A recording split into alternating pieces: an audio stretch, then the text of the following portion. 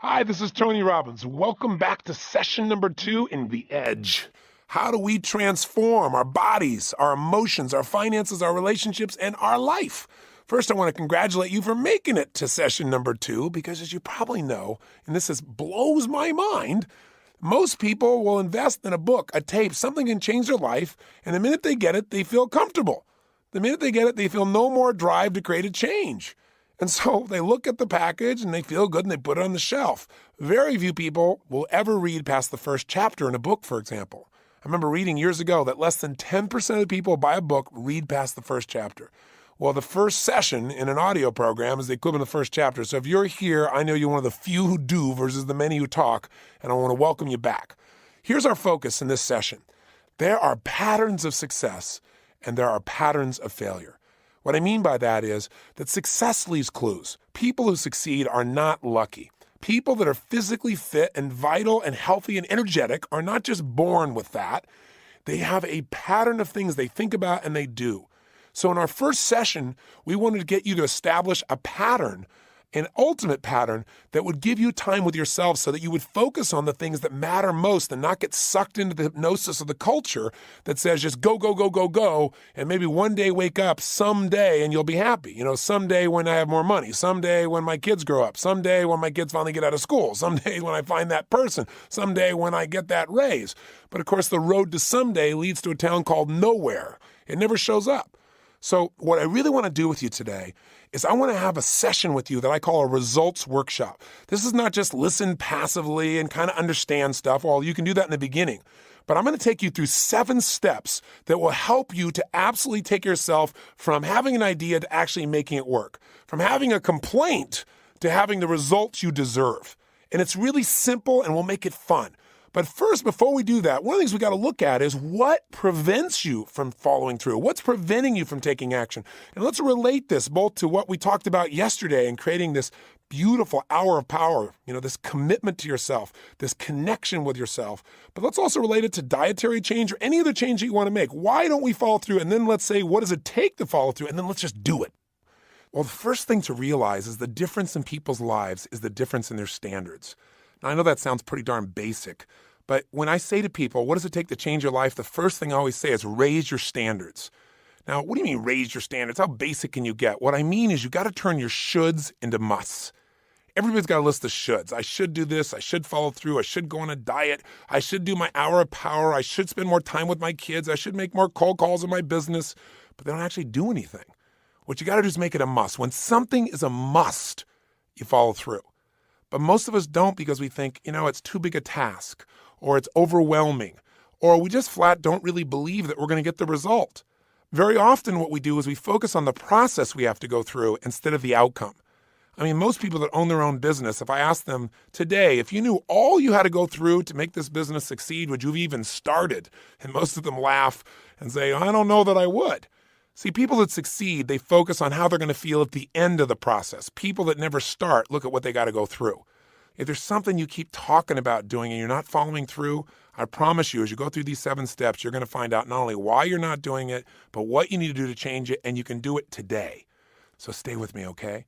And this may seem unreasonable to take time for yourself each day. It's an unreasonable amount of time, an hour for yourself. I think that's ridiculous, and I know you probably do too, or you wouldn't be listening to this. But a lot of people think that way. And you know what? Unreasonable people rule the world. It's unreasonable to think a man could be locked up for 27 years against his will when he did nothing wrong. But Nelson Mandela not only went through that process, but came out on the other side and came out and said, no, let's work together to bring the country together. Anyone would have understood if he wanted to kill everybody who took a quarter of a century of his life. But he's an unreasonable man. That's why we respected him. To think some nun who had no money and no background and no political contacts could literally help people that were dying in more than 100 nations around the world. And that when she actually passed away, virtually every major leader in the world would come to her funeral would seem ridiculous. But Mother Teresa was an unreasonable woman, an unreasonable amount of love for people that no one else would love. Get unreasonable and everything's possible. If you get reasonable, you're going to have to lower your standards and drop down to what everybody else expects. And if you get your expectations down to the same level as the average person, you're going to have an average life. Nobody listening to a program like this, certainly not you and I, would ever settle for that. So if I'm intense, know it's because the more you demand of yourself, the more you're going to get out of this program. Because remember what we said? Only one thing creates an extraordinary life, an extraordinary mindset, an extraordinary psychology. Remember the three things you got to have to feel great or to feel bad? If you're going to feel great or bad, you got to change the way you use your body. So even as you're listening to me here, maybe sit up in your chair, or if you're walking, breathe and feel strong. And second thing you got to do is focus on what it is you want instead of what you got to go through. What else you got to do? Give things a powerful, positive meaning. If you find something in these 7 steps you don't like about the way you've been believing and the way you've been acting, that's good. Don't beat yourself up. Just say, you know what? Now I know it, so I can change it. And thirdly, remember to watch your language, those language patterns. When you say, oh, do I have to do this? No, you get to do it. This is your gift to yourself. So let's answer that first question. Here we spent the first CD talking to you about giving yourself time for yourself, a time to enjoy, a time to lock in what you want, a time for gratitude, a time to really program yourself for the kinds of successes you deserve. So why wouldn't people take that time out? Well, one reason is that people see the exercises involved and people have an interesting association to exercise. That's why I say just start by moving, right? But what happens is we're not in practice as a culture. We're not conditioned to discipline our focus, to discipline our bodies, to move ourselves. In fact, the word discipline for most people has a negative connotation, doesn't it? But the truth is anyone who's done it for a while loves that word because it gives you pride. It gives you excitement. You love the feeling of knowing that discipline just means you are in charge. That when you say something to yourself, you do it. That your word means something. That has power, and most people don't have it. That's why they fear discipline. They think discipline means a lack of freedom, when discipline equals freedom. Discipline is, man, I don't even have to think about it. I decide and I do. That has power. But why don't most people do it? They don't have practice at it. They've not conditioned themselves to do it. They just have no experience in it. And then they don't get there for the following reasons. First, number one reason, they rationalize. Now, we all rationalize at times, don't we? What's rationalization? It's when you tell yourself a story. When you come up with a reason why it's okay not to do something. You don't say it's okay. You just go, well, it's, I know it's important, but, or, I'm really committed to it, but. Whenever you hear somebody say but, they usually have a big one. Because what happens is they haven't followed through. They're coming up with excuses about why not to do something, and so they don't do it. So they sit around, they never get the result they want. See, the people say, what are some of the rationalizations? What are some of the stories? Because I always tell people, and I said this to you in the first session, I hope you heard it. The only thing keeping you from what it is you really want is the story you have about why you can't have it. So what's that story? Well, somebody goes, well, I don't have the time. Listen, this is the only thing that is equal in all of humanity. We do not have equal opportunity. We do not have equal strength or intelligence or background or education or love. The only thing that's equal is the amount of hours we have. And so the truth of the matter is you have all the time there is. Whatever you make a must, you will make happen. If it's a should, it'll happen only if it comes together. So it's not you don't have time. Because who creates your schedule? So, well, I'm responsible to everybody. Then take an hour less of sleep and give this to yourself. I guarantee you're going to get further by this hour of focus and movement than you're ever going to do by sleeping. And most people sleep way too much anyway. They're sleeping their life away. But here's the real question. Not what do other people do? What do you do? Honestly, how do you rationalize? And I know you probably don't call it that. None of us do. But we do it. How do you rationalize not doing things? What's the most common rationalizations? In fact, in a moment, I want you to turn the CD off because I bet there's a pattern. Remember we said there are patterns to success and patterns to failure? I'd like you to stop for a second. I want you to write down what are the most common reasons why you don't do things. What are the stories you say? Because you're going to discover you use the same story about exercise you use for other things you don't do. And I want you to take a moment and be honest with yourself because the antidote to rationalization is self-honesty. And there's immense power in that. Do you agree with me on this? So if you're just in your car and you can't write, pull over. You can write. Grab a pen. All right? Get real. This is your life. It'll only take you a minute. Pull over. Or at least do it in your head. Turn the CD off right now and write down at least 5 rationalizations you use not to follow through. Go. Well, welcome back from your rationalization exercise. Now, what did you learn? Well, I'll tell you what, when I did this, I learned that I was one lying sack of something. I was just telling myself story after story. Did you find that out too? Were you honest with yourself? Seriously? Well, here are the common things people say. The first thing is the one we've already covered. People say, I just don't have time. You'll hear all kinds of patterns around time, by the way. They say, I don't have time. That's the most common one. But then other people say things like, well, I can do it tomorrow. They just manipulate time. It's the ultimate mañana syndrome. and mañana never comes. So this is one of the biggest rationalizations, and what this becomes, understanding how to change, becomes understanding the power of now. See, when you begin to understand the power of now, it's amazing what occurs. Now is what you can do in a moment.